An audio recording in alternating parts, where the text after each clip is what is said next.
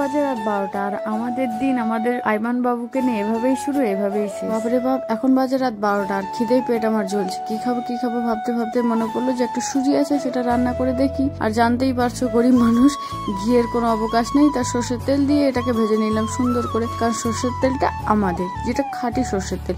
আর এই সর্ষের তেল দিয়ে রান্না করলে আলাদা একটা স্বাদ আসে, তাই সর্ষের তেল দিয়ে সুজিটাকে সুন্দর করে ভেজে নেব, তারপর এটা রান্না শুরু করব। আর তোমরা হয়তো ভাবছো যে আমি এখন এত রাত অব্দি কি করছি জেগে।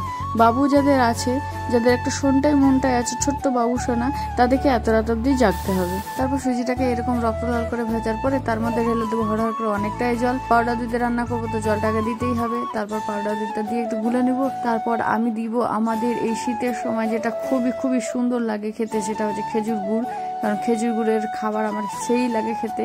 তোমরা একবার এরকম করে রান্না করে দেখবে, সুজিটা একটা অমৃততে পরিণত হবে, বাড়ির সবাই চেটে পুটে খাবে পুরো। আর এইভাবে রাত 12টা অবধি জাগার পরে আমি আমার হাজব্যান্ড এইভাবে খেতে থাকি, কারণ আমাদের দুজনের এত খিদে পেয়ে যায় বাবুকে সামলাতে কি বলে উঠবো তোমাদেরকে। খাওয়া দাওয়া কমপ্লিট, বাট বাবুর চোখে এখনো ঘুম নেই, তাই অনেকটা ঘুম পাড়ানোর চেষ্টা চলছে।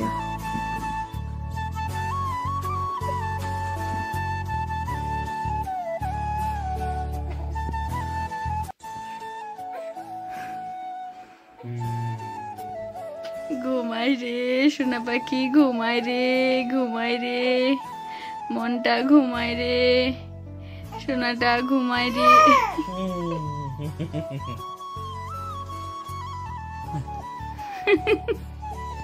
ঘুমাও ঘুমাও ঘুমাও ঘুমাও ঘুমাও।